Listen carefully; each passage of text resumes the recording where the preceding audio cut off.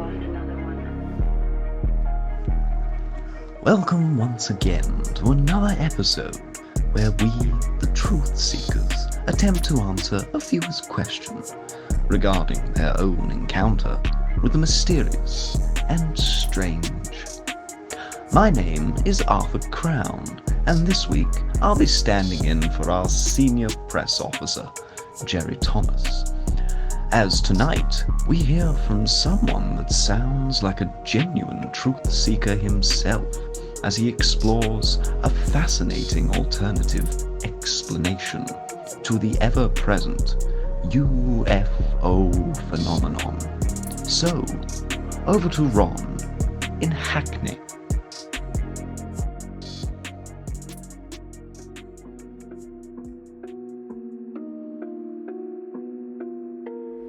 Hello Truth Seekers, the name's Ron, and I like to think of myself as something of a truth seeker. And a couple of things I spent some time looking into are things that I don't think I've heard you mention on your show before. Firstly, the Hollow Earth theory. What exactly are your thoughts on it not only being possible, but also, according to the experts, highly likely?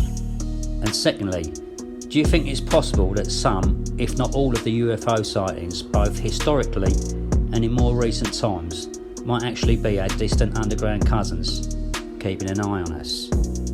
Think about it, because the chances are the powers that be probably know all about these underground civilisations. In fact, they've probably been in contact with them for hundreds of years.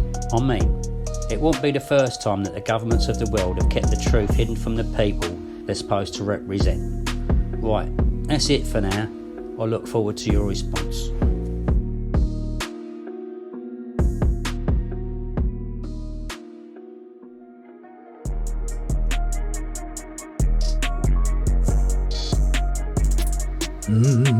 Good evening, viewers. My name is Sebastian Presley, and I am here tonight to answer a question on behalf of the National Network of Truth Seekers. You know, I've spent the majority of my adult life investigating and analysing historical subterranean cultures, from the Badger men of North Compass to the Kabustanian mole men in the east of Asia. In fact, it was within the subterranean labyrinth beneath Kabustan's capital city that myself and Professor George Harrison uncovered evidence for one of humanity's long-term habitations beneath the surface, along with artifacts that some have dated as being almost 12,000 years old.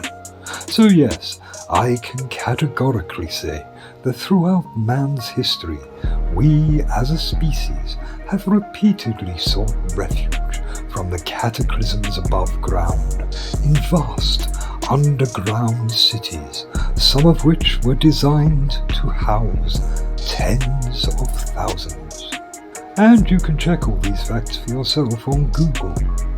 But add to this the fact that mankind's history goes far further back than conventional science would like us to believe.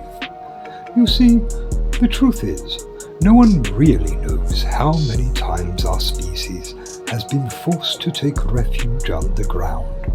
But surely, when one puts the pieces together, how can we not reach the obvious conclusion that at some time our ancient predecessors decided to dig that little bit deeper in order to escape some unstoppable natural disaster? And whilst riding out the apocalypse above, they found a home safe from the perils of life above ground. Therefore, free from the ever-present natural dangers above, who's to say just how far their culture might have developed? Imagine how technologically advanced they would be after 12,000 years. 30, 40,000. So I'm glad you mentioned UFOs, because as I've always said, if we accept that flying saucers are real, then logic dictates that they must surely come from below rather than above. In fact, my very good friend Mr. Patrick Moorcroft and myself have debated this very point many times over the years, because even Somerset's leading ufologist agrees that statistically this theory is most likely the truth. So, the simple answer to your question is that yes, there are most likely many civilizations living in the great down deep.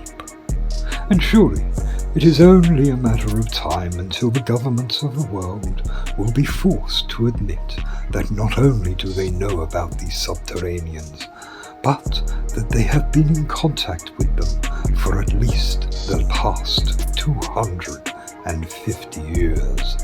Anyway, I've been asked to keep this short, so I shall leave it here.